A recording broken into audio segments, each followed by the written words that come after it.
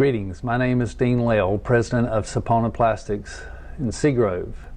My purpose today is to share with you how Apprenticeship Randolph got started. I could do that by talking about how these founding companies pitched in together with Randolph Community College and Chamber of Commerce and the school system and the Department of Labor to get the details worked out, or how certain individuals like Nancy Cross and Jeff Calicut and Chris Harrington had a vision and spent many hours making it happen. Instead, I'd like to share my story as an apprentice, how I was given an opportunity because my dad was a business owner. And I hope you will see that you have been given the same or even better opportunity through Apprenticeship Randolph. At age 15, my best friend and I helped our dads build offices for my father's company, Midstate Plastics in Seagrove. We learned basic carpentry in the evenings from his dad, who was a contractor. The knowledge I learned in shop class at Seagrove School also helped, but that hands-on training has stayed with me my entire lifetime. I started my work career as a janitor in my father's company. I look back with pride that I learned valuable lessons about cleaning and organizing. I can now say that thanks to RCC, I'm a black belt in Lean Six Sigma, which has 5S cleaning and organizing as one of its critical components. You could say that those first jobs were my pre-apprenticeship. My father would also take me on business trips to Plastic Society meetings, customer visits, and once I had a driver's license, he sent me to make deliveries.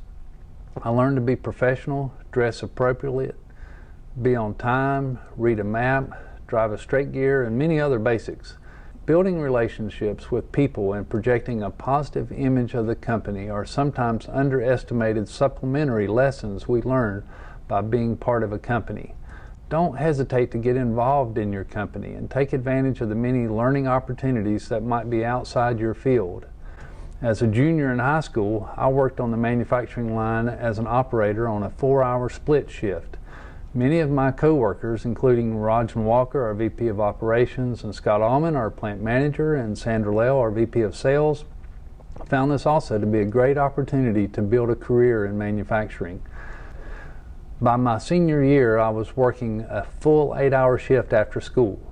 I learned that good grades require you to do your homework and show up for class. Looking back, I can also see that I was a typical high school student that sometimes lacked good judgment. When you are young, you need to realize that your mind is still developing. You are building your self-awareness and self-confidence. You should listen to the advice you get from more experienced people. My brother and I both continued our education after high school. Brent went to RCC to study machining and went on to work in our tool shops learning mold making. And I went to NC State for operations engineering. I can tell you that my summers on the job are where I learned the most. One summer I worked with my older brother in the tool shop cleaning molds. I learned the basics of turning, machining, mechanics.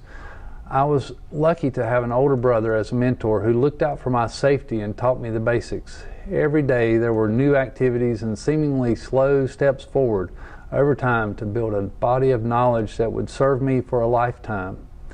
Another summer I was paired with an older semi-retired fellow to build a molding machine control panel from scratch. I learned schematics and electrical troubleshooting as there were a few wiring mistakes I made during the process. This was in the days before lockout tagout safety requirements, and I can't emphasize how important it is to always follow safety rules and think about safety in everything you do. Another summer I worked on a project to track raw materials. Accurate records are important to proper operation of just about anything. You need to know the facts and analyze data to make good decisions. My first full-time job after school was primarily in quality. I learned how to use measurement instruments and learned the many ways that you can get incorrect information such as bias, parallax, birefringence, and flinching. I went on to train many others in the company in the use of inspection tools and SPC. I also headed the project to install the first robot in our company in 1985. With the knowledge you will learn in this program, you will become a leader. I certainly expect that our apprentices of today will be the leaders of our company into the future.